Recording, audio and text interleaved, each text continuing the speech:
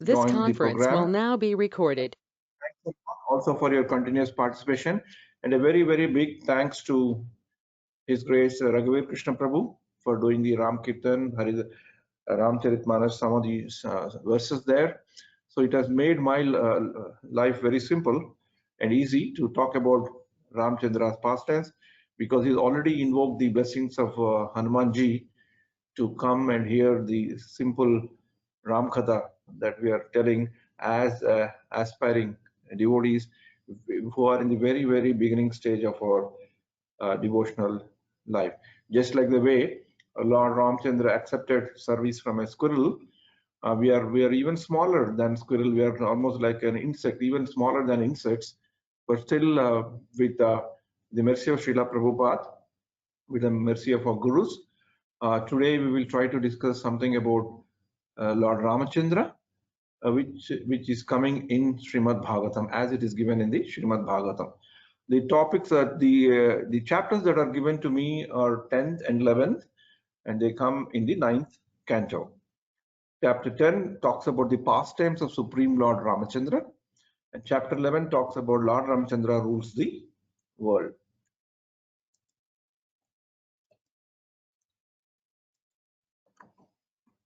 So before we dwell into the topic, since now we have come to the 9th canto of Srimad Bhagavatam, we'll just try to recollect one of the shlokas that we have remembered and try to recollect in the beginning of the program. This is about the 10 topics of Srimad Bhagavatam. Shri Shukha Vacha Atra Sargo Visargascha Sthanam Poshanam Utayah Manvantare Ishanukatha Nirodho Muktir Ashrayaha. So today we are going to talk about Ishanukatha, the signs of God, the pastimes of the Lord, and the pastimes of some of the associates of the Lord. And also the chapter name is Liberation, Mukti. So these are the topics that we are going to cover. And over the last 2.5 weeks, 3 weeks, we have been covering some portions of some topics or other in this wonderful shloka, which basically tells the 10 topics of Srimad Bhagavatam. So whenever we talk about Srimad Ramayanam, whether it is coming as a part of Srimad Bhagavatam or whether it is whether we read Ramcharitmanas, whether we read Valmiki Ramayana, one of the phenomenal foundational personality that we have to remember is Valmiki, who has composed what is known as the Adi Kavya. Ramayana is known to be the Adi Kavya, the first poem of the history, first poem that mankind has ever known. Kujantam Rama Rameti Madhuram Madhuraksharam Aruhya Kavita Shakham Vande Valmiki Kokilam. I salute to the nightingale Valmiki, who ascends on the poem like branch and sings sweetly Rama and Rama. He's compared as Kokilam. So we basically pay obeisances. And then of course, without Hanumanji, there is no Ram Katha at all. So we'll also seek the blessings of Hanumanji. Just like the way Srila Prabhupada explains in the Bhagavad Gita, first chapter of Bhagavad Gita, the fact that Hanuman's, Arjuna's chariot had Hanuman flag, it itself is an indication that that victory will be theirs, right? Yatra yatra Raghunatha Kirtanam, tatra tatra kutramassalanjalam, Bhashpavari Paripurna Lochanam, Marutim Namata Rakshashantakam. I salute to Maruti Hanuman, who brought the end to the Rakshasas, demons, who is there where the glories of Raghunatha, Ram is sung, with his hands held above his head in salutation and with his eyes teemed with tears. So Hanumanji ki jai. And then we'll also recollect one shloka which basically connects Ramayana as a Purana to Ramayana and the Vedas, the very essence of all the knowledge, Vedas, and how Vedas are connected to Ramayana, and how is the Vedic essence is given in Ramayana. There's a wonderful shloka is there. I will slowly read. Veda Vedye Pare Pumsi Jate Dasharadatmaje Vedaha Prachetasa Adasit Sakshat Ramayana Atmana. Veda Vedye Pare Pumsi Jate Dasharathatmaje Vedaha Prachete sa Adasit Sakshat Ramayana. When the Almighty God, who is known only through Vedas, took birth as the son of King Dasharatha, the Vedas were rendered as Ramayana by the sage Prachetasa. So this is a very important shloka. This is also a shloka that is chanted before the Ramayana Katha starts, typically by South Indian Sri Vaishnava Acharyas, to remind themselves, to remind the audience that Vedas were rendered as Ramayana. So reading Ramayana is like reading Vedas, essence of the Vedas. I'll read this one more time since it's an important shloka. Veda Vedye Pare Pumsi Jate Dasharathatmaje Vedaha Prachetasa Adasit Sakshat Ramayana. So by doing this, seeking the blessings, that we will be able to cover what Srila Prabhupada has said in Srimad Bhagavatam while giving his purports and analysis on the two chapters that have been assigned to me. So Srimad Bhagavatam, as we told that we have two chapters for Ramachandra. The one chapter which is coming is in the first chapter that is coming, where basically, as I told in the last session also, whenever we deal with this Manvantare Ishanu Katha particularly, we need to trace out the layer of question and answer that is coming, which is resulting in the Katha that we are going to listen. So here it starts with King Parikshit said, "My Lord, Shukadeva Goswami, you have elaborately described all the periods of various Manus, and within those periods the wonderful activities of Supreme Personality of Godhead, who has unlimited potency. I am fortunate to have heard all this from you." First he acknowledges what he has heard. Satyavrata, the saintly king of Dravida Desha, who received spiritual knowledge at the end of the last millennium by the grace of Supreme, later became Vivaswata Manu, the son of Vivaswan. This Vivaswan word we also get it in Bhagavad Gita 4th chapter. In the next Manvantara, the period of Manu, I have received this knowledge from you.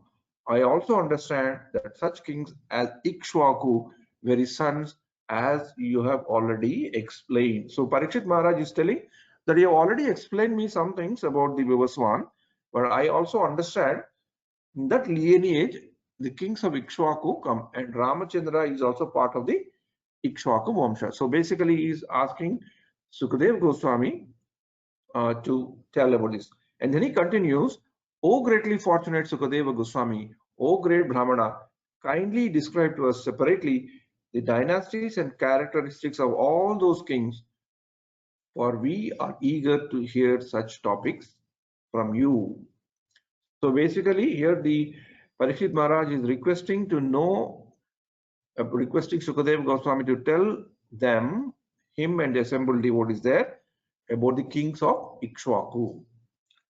So kindly tell us about the abilities of all the celebrated kings born in the dynasty of Vivaswata Manu, including those who have already passed, that is Treta Yuga and other yugas, those who may appear in the future, and those who exist at present. Sutta Goswami said, then the conversation goes from the place where actual Bhagavatam is being recited. Sukadeva Goswami is being asked by Parikshit, which actually the same Bhagavat is being told by Sukadeva Goswami to in the Naimisharanya to Shaunakadi Rishis. There Sukadeva Goswami relating these previous texts is telling, Sutta Goswami said, when Sukadeva Goswami, the greatest knower of religious principles, was thus requested by Maharaj Parikshit in the assembly of all scholars learned in Vedic knowledge, he then proceeded to speak. So this conversation layer is Sutta Goswami is telling the Shaunakadi Rishis what Parikshit, what Sukadeva Goswami has told Parikshit. Sukadeva Goswami continued, "O king, subduer of your enemies, hear from me in detail about the dynasty of Manu. I shall explain as much as possible, although one could not say everything about it even in 100 years. And then in the chapter, 10th chapter, the pastimes of Supreme Lord have been described. This 10th chapter describes how Lord Ramachandra appeared in the dynasty of Maharaja Katwanga. It also describes Lord's activities, telling how he killed Ravana and returned to Ayodhya, the capital of his kingdom. The son of Maharaja Katwanga was Drigabhanu, and his son was Raghu. And the son was Raghu was Aja, and the Aja was Dashratha, and the son of Dashratha was Lord Ramachandra, the supreme personality of the Godhead. So then Sukadeva Goswami also tells, when the Lord descended into this world with his full quadruple expansions as Lord Ramachandra, Lakshmana, Bharata, Shatrughna, all the great sages like Valmiki, who were actually in knowledge of the absolute truth, described his transcendental pastimes. Sukadeva Goswami described these pastimes in brief. So here the Ramayana and Srimad Bhagavatam appears in a very brief form. So Ramayana is a very familiar story for all of us. We have been listening, talking, hearing about Ramayana from our childhood. This is one slide that I've taken, I've got it, where our Indian government, Indian Postal Department has once commemorated Ramayana in different phases, and they have these postal stamps, very nicely depicting the story of Rama from Sita Rama Swayamvara, where Rama is breaking the bow, Dasharatha sending his son Ramachandra to forest, and Bharata meeting him, and Ramachandra crossing the river, and Jatayu tries to protect Sita Devi when Ravana is kidnapping her, and she makes an immense sacrifice, and then Rama meets the great devotee Shabari, and then Hanuman he befriends Sugriva, and then Hanuman is sent in the Sundarakanda, beginning of the Sundarakanda, to Sita Devi, and then Rama builds the bridge. Rama and all the Vanaras build the bridge, and during the war, some obstacle comes where Lakshmana gets a hit, and Hanuman again plays a very vital role, and then Rama kills Ravana. So in all this very nicely painted things, Ramayana is described thanks to Indian Postal Department. So we also have the similar stories in a pictorial forms where Rama goes to the forest, and this is a very interesting thing. Where Rama is the supreme personality of the Godhead is there, he's called Paramatma, and Lakshmana is supposed to be the Jiva, and Sita, Mother Sita, is an embodiment of a Guru. So the bridge between Jiva and Paramatma is covered built by the Guru. So this is also this position, the way the Rama took, and how Sita is in the middle, and how Lakshmana followed Sita instead of following Rama, is a very interesting one, where Acharyas are telling, for us to reach Lord, we need Guru, and Guru is the one who connects us with the Lord if we follow Guru. If we do not follow Guru, if we follow our own thing and start following Guru, the Lord may not like it. So this is an interesting thing. From a story point of view, these people are going, Lord Ramchandra, Mother Sita and Lakshmana are going to the forest, and then Sita somehow gets attracted by seeing the lady deer, golden deer, and then it follows Ravana kidnaps her, and then so many things happen. Jatayu again, this is there, Vali Sugriva, so Rama meets Sugriva, and Vali is killed. Hanuman goes to crosses the sea, and Hanuman burns the Lanka. Kumbhakarna is dead, and Ravana is ultimately killed, and they come back to Ayodhya. So this is the story in brief in Ramayana, which we all know. I'm just trying to recollect, and this is why I'm putting this in slides. Is even in Srimad Bhagavatam, Shukadeva Goswami also has described Ramayana in a very fast-forward mode. He has told in a very brief mode, because he said these kind of the detailed descriptions are available elsewhere. So just like the way Sukadeva Goswami has narrated the Bhagavatam in Srimad Bhagavatam, I am also trying to do in that fast-forward, simple manner. So in this connection, we'll just read one shloka. Most of you know it, and there's one very nice shloka where we can very quickly recapitulate Ramayana in one shloka. Again, I repeat, this is I'm picking up this shloka because just in the same line and theme with which Shukadeva Goswami retold Ramayana to Parikshit Maharaj. This shloka is not from Srimad Bhagavatam, but it follows the same theme of the shlokas that Shukadeva Goswami has told Parikshit. Ado Rama Tapo Vanadi Gamanam Hatnum Mrugam Kanchanam Vaidehi Haranam Jatayu Maranam Sugriva Sambhashanam Vali Niddalanam Samudra Taranam Lanka Puri Dahanam Paschat Ravana Kumbhakarnadi Maranam Yetat Sri Ramayanam. So this is the story of Ramayana. So now we'll come to what are the practical lessons that we can, some of the practical lessons that we can come through this chapter of very short, fast-forward narration of Srimad. One thing is Ramayana teaches us the power and the negative impact of bad association, and we all know what is it. It is Surpanaka and Kaikeyi. How Kaikeyi got influenced, even though she was so fond of Rama, she was such a nice queen, but the momentary association, a bad association, has led her to take some very, very grievous decisions, which not, of course, it's all part of a leela in one sense, and because of that, Rama had to perform that great leela of eliminating Ravana. But if you see that that is one part of it, a leela part of it. But from a practical sense, as an aspiring devotees, we need to be aware, because outside satsang, we also have some people we may have to meet sometimes, good and bad people in the offices. So we should be very careful or not to get influenced by them. And even in some satsang also sometimes there could be some elements who are not completely tuned to the whole philosophy, or not completely tuned, or do not know the objective, and they also may sometimes give us some kind of a bad advices, with which we also get tempted to become jealous and then get himself into a problem. Or sometimes we may also give a bad influence, give bad association or a bad advice or a bad example to the people. So we need to be very careful. These things can have a very big impact, particularly when we are in satsang, when we are connected, when people tend to respect and look forward to us. So we need to be extremely cautious about the bad association. It is also told in some of the things that I have learned, I've read and have practically experienced also. The best way to associate bad association is to not look at it.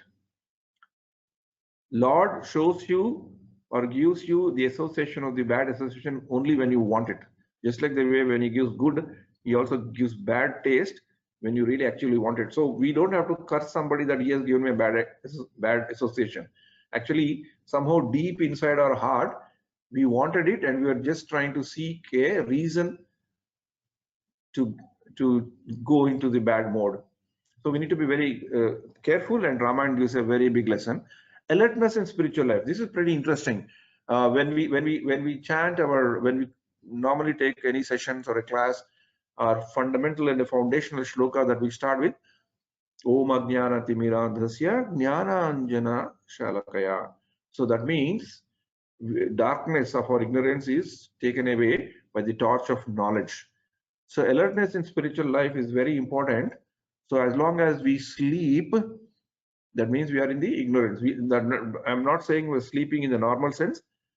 As long as we sleep and do not see the torch of knowledge that is in front of us, we are in andhakar, and that is the time when it's very difficult for God to come into our heart. And why this is alertness in spiritual life is important as far as the pastime of Ramayana is concerned. When the decision was made that Rama has to be banished to the forest, obviously there were many people who did not want Rama to leave Ayodhya. They all felt that it was very, very unjust. Even Dasharatha also tells, and other counseling that he gets is, no problem, you don't have to go. There are a lot of other means of managing the situation, managing the promise, and all. But Rama decides to leave because he is bound by dharma. But what time he has to leave? Rama chooses night to leave Ayodhya when Ayodhya Vasis are sleeping. So this is also a kind of a very interesting analogical thing that we know, that when we sleep, when we are deep with our ignorance, when we do not want to open our eyes to see the presence of the Lord, Lord goes away from us, just like the way he left Ayodhya when Ayodhya Vasis are sleeping. So he chose night time to leave Ayodhya Vasis, because if he has to go that in the daytime, probably he would have been surrendered, and it would be difficult for him to go. So that is a story part, but other part we need to remember. So if that important for us to be awake and look good. And then the next is, anybody can make a show of greatness. So so this is a story that we can recollect from Surpanaka's pastime, where till Lakshmana comes to her, knows her devious plans and cuts her nose, we would not know that who is Surpanaka, how does she look. Only when she gets connected to Lakshmana, and Lakshmana tries to punish her, then Surpanaka's real form is revealed. So till before that, Surpanaka was looking like a very, very beautiful girl, very enchanting girl, befriend them and so on and so forth, very obediently. But then her real form is established. So somebody may look very good. Somebody even in our devotional service, somebody may look very kind of a devotee. He may be behaving very well, but we should not always get only by looks. Looks are very important. We need to present ourselves as much as possible as Vaishnavas wherever it is appropriate. But then dress alone is not a stamp of good devotee. A stamp of good devotee is character and his behavior, his internal character. In the Putana pastime also we come to know Putana entered the place where Krishna was there in a very, very nice looking lady. Nobody did even suspect her that Putana could be such a bad woman. But when Krishna touched her and he killed her, then only people could realize what is her real form. So that's why we should also be careful not to get into this trap of trying to impress something with a show, because Lord is sitting there in our heart as Paramatma and he knows everything. This showbazi will not go for long, and even in the satsang we see that people who adopt this technique to get some favors or to try to move forward don't last long. 1 year, 2 years, probably 5 years, 6 years, and their actual character somehow or other gets revealed and they get constrained and punished. Sometimes we have seen some devotees who were forced to be sent away from the satsang because there is more of a show than actually real strength in the character. So Ramayana teaches us, do not make show of greatness, it doesn't help. Do not make a show of being devotee, it doesn't help. Somewhere or other you will be caught. The nature, the law of karma has its final say always. You just cannot win that. Always stand by the right. There are so many examples in Ramayana about Rama, we cite, and the pastime of Vali and Sugriva is one very important, where Rama took a very interesting stand, and the very nice pastime where even after the heating, sending his arrow to Vali, and he has a nice interaction with Vali and also explains to him why he has done what he has done, and he tells that what he has done is right. So Rama always stood by the right, and he also stood by the side of Dharma. And there are many stories in Rama.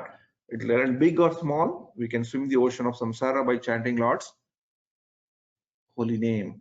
So by remembering the Lord, by taking the mercy of the Lord, we can cross over the very, very difficult situations as long as we keep Lord in our heart. Just like the way all the monkey soldiers of Rama helped him to build a bridge across the sea by just writing Ram's name on the stone. So big or small, we can swim. And not only this lesson also tells us whether our service is big or small, our sincerity matters, our commitment matters. It's not that we need to do service to get some popularity.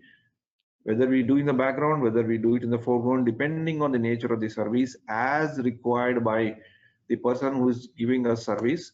The service is more important, the quality of service is more important than the service itself. In Ramayana, did not glorify only those soldiers of Rama who have bring big stones, those soldiers who have brought great things. It also glorified as much as them as a squirrel. For as in the Rama's vision, all of them were same, big or small. It is the attitude to our service counts, attitude to serve the Lord counts than any other thing. Within our capacity is what Lord Ram says. And then grace of sadhu needed to kill demons, and Lord Ramchandra, being Lord himself, had to still take the help of Agastya Muni to do the actual, last bit of his warfare. So there also sadhu gurus necessity is there as Lord performing a leela of being an ideal king and ideal human being. Lord Ram has demonstrated this aspect as well. So let's also now focus on some of the beginnings of Ramayana, how Ramayana came into being. Ramayana was authored by Valmiki. The sage Valmiki headed out to take a dip in the river Tamsa because he was completely meditating on something that which he was told by Naradji. Ramayana has got a bit different versions sometimes because it's a very old kavya. So in some versions they say it is because of Brahma's meeting. In some versions say it is meeting with Narada. So our acharyas have preferred to take the version of the Narada Muni. So Narada Muni tells him something that he has to write a kavya and a great personality, and his characteristics are given. And Valmiki is thinking, how do I write it? And in a deep meditation, he was taking a stroll in his hermitage, and there was a nice beauty. He was also kind of enjoying that beauty. And as he is going along with his disciple, he sees two birds who are male and female. They're very completely engrossed in their family life. They're really enjoying, their sense pleasure and their own state of happiness. But a hunter who saw these two birds getting engrossed, when we get engrossed in such thing, we lose our concentration and a sense of surrounding, right? And so say the hunter took the advantage and he sent his bow arrow and then kill the male bird. So then it was very sad situation. Just when Valmiki was enjoying the sight of the serene nature, and he suddenly saw whole thing suddenly turn. So overcome with grief, sage Valmiki has somehow from his mouth came one shloka. Even though he was in angry mood, when that shloka came from him, it was in perfect rhyme and rhythm. And the shloka came and it was like a curse, cursing the hunter that why have you spoiled the happiness of two birds which are enjoying? So because of that, you may not live long. That kind of a similar kind of a curse he did. And being a sage, a self-realized personality, who somehow felt that he was overpowered by his affection, and when his anger overtook him, he realized it very quickly, unlike us, and then he started feeling very bad about it. And then the great sage Narada Muni comes and tells him, no, this is a part of all Leela. What actually you have told is not a curse. Even though it may appear like a curse, it actually is Ramayana in a very nutshell. This is what you are going to write as the epic is happening. So, and then he also blesses Valmiki that whatever you write is whatever is going to come true. This Ramayana is one very interesting kavya, is that Valmiki was almost like a contemporary to what things are happening during Ramayana. So it's like basically something is happening and something Valmiki is writing almost in parallel. So that's an interesting benediction that he gets. Again, just like in Advent of Srimad Bhagavatam, where Narada Muni empowers Vyasadeva, here Narada Muni also empowers Valmiki. That also proves to the point that knowledge always has to have a Guru Parampara concept. So what is that shloka? and we'll just concentrate few minutes on that. That shloka is Ma Nishada Pratishthitam Ma Nishada Pratishthitam Tva Gamanaha Shwashwati Samaha Yet Krauncha Mithuna Dekam Avadihi Kama Mohitam. So we see that Nishida, Kama, Mithuna, then he says this is not right. So the meaning in Sanskrit, if you do straight away as it is, O hunter, you may repent for life and suffer. Find no rest or fame, for you have killed one of the unsuspecting, devoted, and loving Krauncha couple. And this is what is curse. But when Sage Narada listens to the same shloka, he gives a very different interpretation and explains to Valmiki.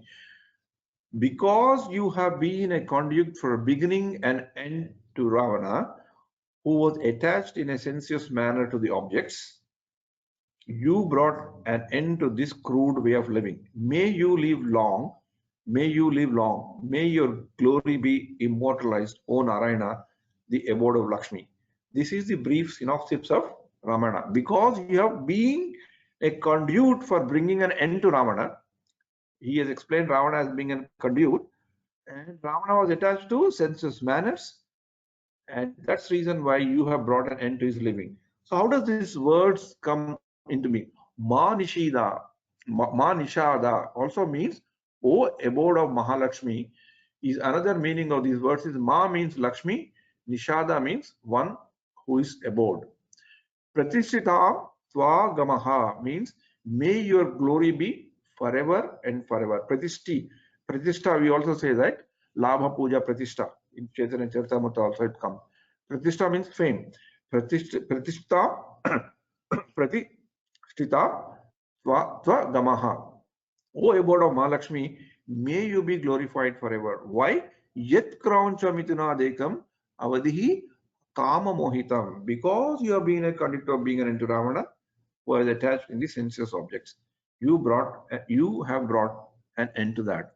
So like this, Ramayana, which started as a poem which came out of Valmiki's mouth as a curse, actually it basically gave a very synopsis of Ramayana itself, and that has helped Valmiki to start Ramayana. So we have seen some of the lessons that we have to learn about the impact of bad association, following the right path, and other important lessons. How God leaves us when we sleep. That means when we are in ignorance, and so on and so forth. We have seen those lessons, and now we'll see some of the themes of Ramayana. Okay, one theme is follow your dharma. The most commonly talked about theme of Ramayana is dharma, right? Rama stood for dharma. The word very Ramayana itself means also the Ramasya Ayanam. The path that Rama took from Ayodhya to Sri Lanka and then back to Ayodhya, and the stories and leelas associated in that geographical journey is Ramayana, is one way of understanding. But another way is the path there means the path of dharma that Rama took. The path of dharma that Rama took and all the leelas that are associated with that path is also Ramayana. So dharma is one of the important things in the Ramayana itself. However, interestingly, Shukadeva Goswami doesn't even talk about this in detail in the themes, probably because dharma is known to be understood. But one very interesting thing about Ramayana and Srimad Bhagavata Dharma is that we need to understand, we need to be very fortunate to know the difference. Thanks to Srila Prabhupada, our Dharma, as we understand from the purports of pure devotional service, is that our Dharma is to know our natural constitutional position to be a servant of the God always. Our Dharma does not end by doing our duty right. Doing our duty right is a part and parcel of that understanding and execution of devotional service as an eternal servant of the God, and as that position of being an eternal servant is a very natural constitutional position, and only in that service mode that we always seek for the eternal happiness. So our dharma, as given in Bhagavatam, is slightly in a kind of a different perspective than this. Probably that's the reason why Shukadev Goswami does not elaborate very much about dharma aspect of that. However, the other aspects are much discussed. What can happen to someone when they're too attached to something? In the Leela, Sita Mata gets attracted to the golden deer, and it also shows how the time can affect us. The factor of time can make us take some very, very interesting decisions, which may have a very, very serious impact. Sukadeva Goswami deals with topics in detail to emphasize to Parikshit Maharaj about the importance of detachment. And strangely enough, Parikshit Maharaj is also an embodiment of detachment. The moment he got the curse, he made best use of it. He had already made a nice succession plan, so he could give his kingdom to his people who are coming in succession to him, his son. And then he was completely detached, and he was determined to go back to Godhead by listening to Srimad Bhagavatam. But however, for the benefit of all others, Sukadeva Goswami also gives very nice lessons about this theme of attachment in Srimad Bhagavatam as well. And then Vipralamba, love in separation. This is talking about Rama, how Rama was feeling the separation of Mother Sita, and why Mother Sita was feeling the separation of Rama is also described very much. And we also seen this kind of a theme and this kind of a mood was exhibited by Chaitanya Mahaprabhu. So in this context, I'll just tell one nice thing. Sometime back, we have one very great GR and Sri Vaishnava Acharya in Andhra Pradesh. He basically very nice, very austere Acharya and very knowledgeable personality. He has a thing that he takes a lot of devotees to different places, different devotional places, spiritual places, and as a group they have gone to several places in all these 107 Divya Kshetras in India and so on and so forth. So at one point in time during the trip, we also said that we should visit Sri Lanka. So most of the people, when he announced this, most of the people in the party dropped out. They said, "Oh, Sri Lanka, why should we go, Maharaj? Sri Lanka is a place of Ravana, a demon place. So when we are visiting such a nice, these Divya Deshan, why should we visit there?" So this theme he has exactly brought. He said, among all the places that we have visited, Sri Lanka has got a very, very special place because Mother Sita for a very long time was constantly and very meditatively and very devoutly was remembering and chanting the names of the Lord. And that's why, because of her power of chanting, the very fact that Sita Devi was there, and very fact that Sita Devi was constantly remembering the Lord and constantly chanting his name, that place is as pure as any other places like Ayodhya or any other places that we see. So in that way, he has shown to them the importance of love in separation, devotion in separation, and what happens if one is constantly meditating about the Lord. So this theme of Upalamba service also comes very much there. And then we move to the chapter 11, where Sukadeva Goswami primarily describes about Lord Ramachandra rules the world. So whenever, if you see most of the ISKCON leaders or ISKCON gurus, when they give lecture, so on Sri Ramanami Day, if you check in ISKCON Desire Tree or even in Google, you will find this, they basically cover this chapter quite detailed, because this chapter gives how Lord Ramachandra resided in Ayodhya with his younger brothers and performed various sacrifices. And Ramachandra, the supreme personality of the Godhead, performed various sacrifices by which to worship himself. And at the end of these sacrifices, he gave land and to the several priests. Here, Prabhupada also have in the purports basically describes how Lord Ramachandra ruled and how nice was the kingdom, and also some parallels and analogies are drawn between the Kali Yuga kings to Lord Ramachandra time, Kali Yuga politicians to that. So in order to educate people at large that how a good king can make a big difference to the subjects is very much described by Sukadeva Goswami to Parikshit Maharaj. And Srila Prabhupada also took time to elaborate some of the very important things of Varna, how to rule, how to lead, leadership qualities, king qualities, kshatriya qualities, and what is the duty of people. So much details are there in that.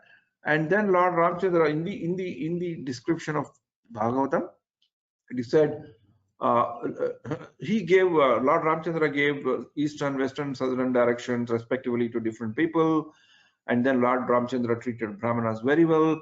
And Ramchandra subsequently dressed himself like an ordinary person and began wandering, and he was also trying to learn, trying to get a feedback, like a 360 feedback on how he's doing, even though he himself is a supreme personality of the Godhead.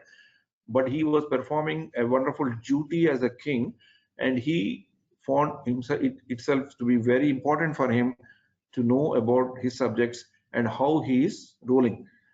So that's a very interesting.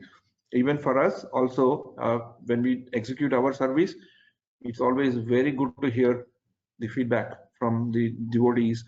Even though our devotees, the problem is every time they say it's very good, very good, very good. So, but we need to have some space in our time where we should give ourselves so that some of us can be critically be examined. That's the reason why in one of the reasons is that in our Bhakti Ruksha, which is led by Sumangal Prabhu, we have a slot every week where a person comes and gives the class, and after that people tend to comment. Sometimes in want of time, I do that role as representing others, but then we ourselves give us a chance to be critically be examined. It's very important for us to know how others are thinking about us. Otherwise, if you normally ask one-to-one devotee, you will be a bit kind of a digress, because everybody says one is very good, because we think that to tell something wrong to the devotee may be offensive. But from a mentoring point of view, wherever we are in the mentoring role, wherever we are in the administrative role, we not only have to do our duty, we also have to know how we are doing it. That's very important in a very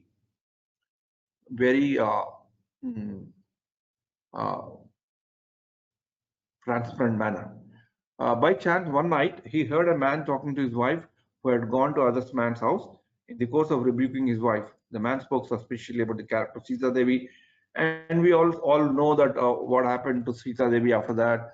And Sita Devi went out of Ayodhya, and she ultimately landed up in Valmiki Muni Ashram, and then Lavakusha were born, and they learned Ramayana, and they started chanting Ramayana. And Lord Ramchandra sent his brothers to several places and expand his kingdom. And then Sita Devi decided to leave, and then of course Rama got aggrieved. And after fulfilling his pastimes after several years, Lord Ramchandra decided to go, and he went along with all his brothers back home to his own abode. So this is the story that comes in 11th chapter. So I just wanted to take a few minutes of time. So I want to just show you what Srila Prabhupada in one of the letters said. So devotees, they always chant together Krishna's name and Rama's name. So when there is a question of Rama Nama, here is Hare Rama, Rama Rama, Hare Hare. This is Rama Nama. So there is no partiality that these people are simply after Krishna. Of course, we are little more attached to Krishna, but that does not mean we do not know who is Lord Ramachandra. We know that he is also Krishna himself in his different feature of pastime. It's a very important thing. We know that he is also Krishna himself in his different feature of pastime. That's why even in the ISKCON temples like Juhu in Mumbai, Delhi, and London, we have a very nice worship of Lord Ramchandra goes on. And this is what Srila Prabhupada has to tell. And just to make it a bit interesting, like the way Srila Prabhupada has said, since there is, of course, we are a little more attached to Krishna. So that's the true thing, that because we are in the ISKCON, a movement meant for developing Krishna consciousness, a movement meant to use Krishna consciousness to go back to Godhead, a movement and a Vaishnava parampara which gives us knowledge about Krishna, makes us attracted to Krishna's pastimes more than anything else. So naturally, there's an attachment towards Krishna. There's nothing wrong. But we also know, thankfully, Lord Ramchandra, particularly in Damodar Desh, there is so much Ramakatha, the nectar of Ramakatha that is being told by Nandakumar Prabhu since 4 or 5 years, I'm sure. So a lot of people, a lot of our devotees also had an opportunity to be a part of that. So Lord Ramchandra is there, very much part of our ISKCON, very much respected, very much known, because we know that he's also Krishna himself in the different feature of pastime. So basically, I try to connect some of the differences or commonalities between Ramachandra and Krishna. I'll quickly go through before I end the class. So there are some commonalities and interesting difference things. Ramachandra was born on Navami and Krishna is born on Ashtami. He was a Kshatriya and Krishna kind of a Kshatriya, but he was also a Vaishya. Ramchandra was born in noon, Krishna was midnight, opposite. Taken birth as an ordinary human being, but Sri Krishna made a fantastic appearance as a 400 form, and then based on the request of Devaki, took his from an alaulic form to a normal form, his original form actually. And when Ram was about to come, everybody was waiting because Dasharatha had been long waiting for a child, and ultimately he got it by doing a lot of vratas. And so everybody was waiting, when would Lord come? When would Lord Ramchandra come? When would Dasharatha get a son? So everybody was waiting, and everybody was extremely happy when Ram came. But when our Krishna came into the picture in this Leela, Vrindavana Leela, one had sorrow and one had fear. Once there was a sorrow, Krishna has come, there has to be very happy, great. But the circumstances were such that Krishna came, Devaki was a bit sorrow, she was in fear. Devaki was there because if Kamsa knows, oh my God, what will happen? Kamsa was also in fear because, oh my God, if Krishna comes, what will happen to me? Or whether the Akashvani thing will come or not. And why sorrow? Because the very awaited moment came, Krishna came, but Krishna took control right from that moment, and they said, I have to be taken out. So they had the feeling of separation. They had only very few moments of time with Krishna where they talked to Krishna, they glorified Krishna, and Krishna told why he has chosen them to be their parent. And Krishna gave them instructions and said, I'm going. And he told his father, please take me. So there's a bit of a sorrow there. So when Ram was joyous and Krishna's birthday was in the midst of very grave atmosphere in a prison, fear and sorrow. And Ram's younger brother is Adishesh, and Adishesh is the elder brother of in the Krishna Leela. Ram stayed in Ayodhya for 12 years, but Krishna immediately moved away from the place of birth. And Ram had one father and 3 mothers, and Krishna had 2 fathers and 2 mothers. Ram had 1 word and 1 arrow, and for the Krishna, for the sake of devotees, he can change his promise. That's what we see in Mahabharata during Kurukshetra war, right? Rama listened to others. He was a very obedient personality and followed their instructions. Be it subjects, be it gurus, be it sages, be it parents. He is always obedient. But Krishna taught all of us. He is not a personality to listen. Krishna has always taught all of us. That's why in Srimad Bhagavatam, there are 2 people who dominantly come as great devotees. What those people where Krishna used to, interestingly, used to consult. Who are they? There one is Uddhava and one is Vidura. Uddhava is so knowledgeable, it is told that Krishna used to sometimes consult him. But otherwise, he is not a person who listens. He is basically, for the sake of example, he respected elders, but he was always in full control. Only to set example he did it, but he basically a person who taught all of us. He came to teach others.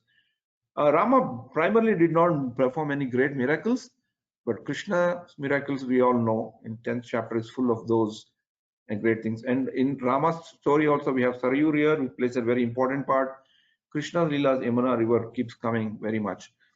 And Rama performed yajnas to satisfy himself and for the benefit of his kingdom. Satisfy himself because he knows that he is a very supreme personality, Lord, and for the benefit of good.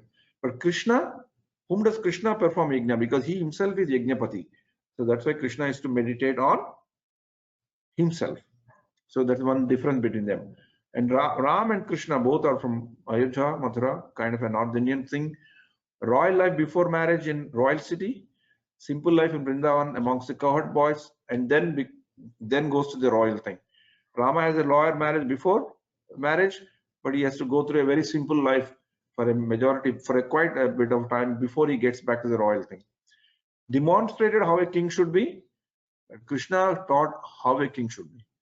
So that's interesting. Even though he had demonstrated in the Dwaraka Leela to some extent, but Rama is more dominant in that. Did not have his own chariot, but Krishna had always his own chariot. He moved in that.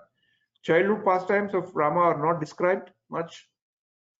Many childhood pastimes are documented for Sri Krishna. Followed dharma very meticulously. Rama is known for this. But Krishna is a bit of different nature, different Leela. Made others to follow dharma. Whether he followed dharma or not is a different thing. But he definitely made others to follow dharma very meticulously. When Arjuna was going away from dharma, Kshatriya dharma, he pulled back Arjuna and made him fight. And made him all those things Arjuna did not want to do before the Kurukshetra war started. Arjuna was made to do all those things. And Ramachandra, of course, one wife. Krishna has many wives. When Ramachandra served his gurus, they did not specifically ask any dakshina from Ram, but they asked only his service. Whereas Krishna, when he went to Sandipamani Muni, Prabhuji, your screen need to scroll, no, Prabhuji? Your screen is not moving. Is it moving now? Yeah, now it's moving. Okay. Yeah. Well, and his gurus did not specifically ask dakshina for Ram, but Sandip Muni asked dakshina from Lord Shri Krishna to bring back his dead child. Panchajanyam Rishikesha. The word Panchajanya comes from there, the Shankha that Krishna used. Coming from Surya dynasty, killed Vali, who is the son of Indra, a moon dynasty personality. Both the moon dynasty and sun dynasty are very elaborately described in Srimad Bhagavatam with Ikshvaku and all in the 9th chapter. And as it goes end, the Vrishni Vamsha, Krishna's dynasty, is very much described till the advent of Krishna, and then we move to the 10th canto. So, son of Indra, with the moon dynasty, was killed by Surya dynasty representative Ramachandra, whereas he made Arjuna, who is Indra's son, a representative of moon dynasty, to kill Karna, who is connected with Surya dynasty. And he ended his pastime with his brothers, all of them together, and Sri Krishna left first and then followed by the destruction of his own dynasty in this.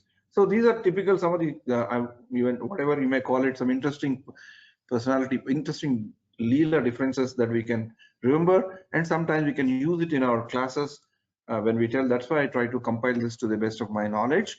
And then, of course, one great difference when acharyas normally deal with is that when it comes to Krishna seeking surrender from his devotees, it is very conditional and it is pretty strict.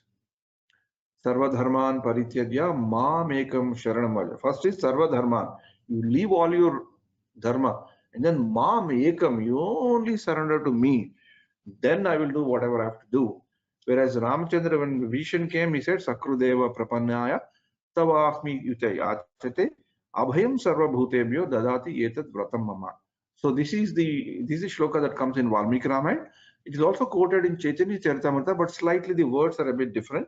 But the concept is same. The Rama's abhayahasta, the Rama's promise to protect the devotees is very unconditional. So this is a very interesting thing. Both have got a very significant and deep meaning. But if we have to, in a lighter vein, want to compare about Ramachandra to Krishna, so this is the thing that we can do. And there's one, I will end with this with one small pastime that I heard when long time back when we were in Doha. Jayapataka Swami Maharaj visited. At that time, we had the opportunity to have association because our congregational strength in Doha at that time was only 5 devotees. So Jayapataka Swami Maharaj used to come once in a year. So you can imagine only 5 devotees, and of course we used to bring some people to help us, but only 5 devotees. So At that time, very nice thing. So in one visit, he told one very interesting thing, because on that day, the seat that was put was not very comfortable. We didn't know. I think that was the first time. We didn't know the size and shape of Maharaj. Many of us were seeing Maharaj for the first time, so he had to just a bit move up and down to make himself comfortable. So he told an interesting pastimes that once Prabhupada went to Germany, when he was, I think when he was entered or when he was about to sit, a big bandicoot jumped. So then Prabhupada said he took the name of Ramachandra, Raghava, to protect. So devotees were surprised. They asked, "Oh, you said that Krishna is supreme. Said, why did you do Ramchandra?" So Prabhupada has told the same point, because Ramchandra's surrender is unconditional. So that's why in this moment of difficulty or a bandicoot jumping to me, I prefer to take the Ram's name. It was a kind of a jocular moment, but then Srila Prabhupada is giving the same philosophy to indicate the very sweetness, a melody and a deep philosophy in Ramachandra is that if we approach to him, we get the mercy. So luckily enough, since we are in ISKCON, for us, Ram is as much dear as Krishna, because our lifeline is defined. The one thing that connects all of us together to be as devotees, to be sitting like this, to remember, to read Rama or Bhagavatam, is because of 16-digit, 16-worded mantra that is given, that has got both Rama and Krishna, Balaram, Krishna, Ram, or Srila Prabhupada said, whatever the way you want to look at it. But so let's all together chant Hare Krishna, Krishna Krishna, Hare Hare, Hare Rama, Rama Rama, Hare Hare. Thanks a lot for giving me this opportunity. Sorry, I was not watching the time. I hope I didn't overshoot my time. And this is how I conclude. And this is how the Lord Ramachandra's pastimes are covered in Srimad Bhagavatam, 9th Canto, 10th and 11th chapters. And we also thank and we also feel very much blessed in gardens, particularly because Raghuveer Krishna Prabhu is our Satsangi, who is also very much connected with Ramayana. He also, because of him, we had so many opportunities to hear Ramcharitmanas when he sings so nicely. So he's, I don't know, his Guru Maharaj has given him a perfect name, Raghu and Krishna. So being in Krishna conscious, he enlightens and enlivens all of us with the Ram Katha. So his Guru Maharaj has probably forethought about his service, or he knew about his service. I'm not sure about it, but it's a perfect name. And to have people like that, Raghuveer Krishna Prabhu, by seeing him itself, we have an opportunity to remember Ramayana, and also by seeing his service attitude, we can remember Hanuman. So it's very good to have such nice devotees with us who are guiding us, for helping us to progress in devotional service with a very balanced, broad-minded viewpoint, understanding what is Ramcharitmanas, understanding what is Valmiki Ramayana, how Srila Prabhupada has used Valmiki Ramayana, how Srila Prabhupada has used Ramcharitmanas. Also, it's a pretty interesting. So thanks to all of you. Hare Krishna, Krishna Krishna, Hare Hare, Hare Rama, Rama Rama, Hare Hare.